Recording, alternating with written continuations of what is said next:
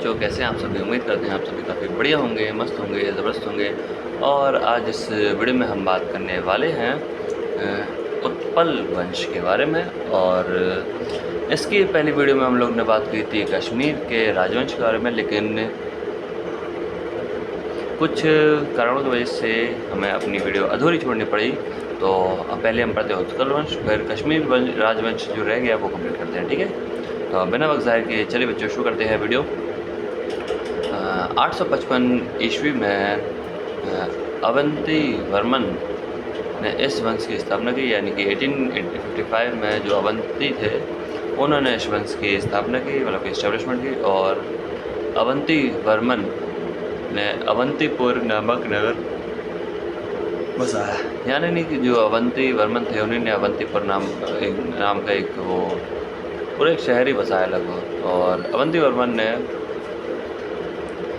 सुयानी घाटी में सिंचाई व्यवस्था के लिए झीलम नदी पर बांध का निर्माण किया, यानी कि उस समय में एक डैम बनाया जाता था। तो यानी कब किस नदी पर बनाया गया? झीलम की नदी पर बांध बनाया गया, ठीक है बच्चों।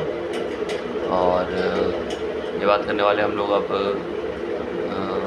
कश्मीर के राजवंश के बारे में। जहाँ तक पढ़ लिया उसके आगे हम लोग स्टार्ट करेंगे। तो अवंतीपुर नामक नगर की स्थापना अवंती वर्मन ने की, ये पढ़ चुके हैं। और एक छोटा सा नोट लिखा गया बच्चों कि अवंती वर्मन ने ये भी पढ़ चुके हैं। हाँ, 980 ईस्वी में उत्पल वंश की रानी दिद्दा, दा में एक ही मात्रा, दा में हलंग, फिर दा में आखडंडा, दिद्दा एक महत्वाकांक्षी श्रीमद हुई। और उत्पल वंश के बाद कश्मीर पर लोहार वंश का शासन हुआ, यानी कि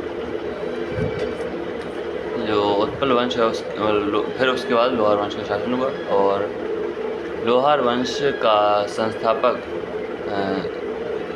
ठीक है संग्राम राज था। और संग्राम राज के बाद असम राजा हुए।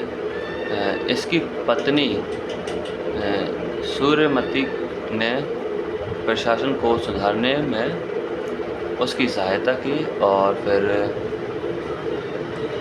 लोहार वंश का शासक हर्षवर्धन कवि तथा कई भाषाओं का ज्ञात था।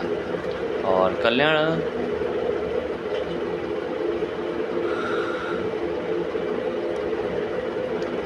हर्ष का अशिक्षित था, कवि था। और जयसिंह लोहार वंश का एक अंतिम शासक था, जिसने 1128 ईस्वी में से 1155 ईस्वी तक शासन किया। लोहार वंश का अंतिम शासक कौन था? जयसिंह। और जयसिंह के शासन के साथ ही कल्हड़ की रजत रंगड़ी का विवरण समाप्त हो जाता था, ठीक है बच्चों। ठीक। फिर आते हैं हम लोग पर्वगुप्त वंश के बारे में। तो पर्वगुप्त वंश 1939 ईस्वी का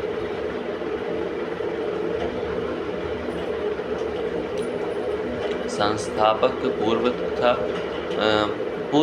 स्वयं था। और पूर्वगुप्त ने क्या हुआ,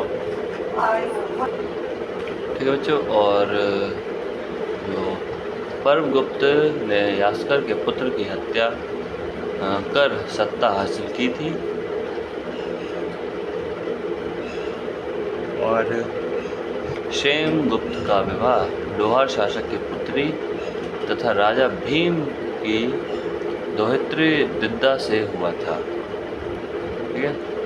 तो आज के लिए बस इतना ही रखते हैं बच्चों। और अगर आपको कोई डाउट हो, कोई क्वेरी हो, तो आप बेधड़क मुझसे पूछ सकते हैं। हमारे कमेंट बॉक्स में उस क्वेश्चन को टाइप कीजिए। और कोशिश ये कीजिएगा कि उसी जिस टॉपिक पर ये वीडियो बनी है उसी टॉपिक पर आप हमें, मतलब कि उसी वीडियो के टॉपिक में आप मुझे कमेंट करें। ऐसा नहीं कि चल रहा है मॉडर्न हिस्ट्री आप पूछ रहे हैं एशियन हिस्ट्री क्वेश्चन, ऐसा नहीं है। बता तो मैं दूंगा, लेकिन आप एक क्रोनोलॉजी सेट करके चलिए ना कि उस क्रोनोलॉजी के साथ आपको पढ़ना है, तभी आपको ये टाइमलाइन और ये ड्यूरेशन याद हो पाएगा, ठीक है। तो फिर मिलते हैं बच्चों आपसे अगली क्लास में। जब तक के लिए थैंक यू, शुक्रिया, अलविदा, धन्यवाद, जय हिंद।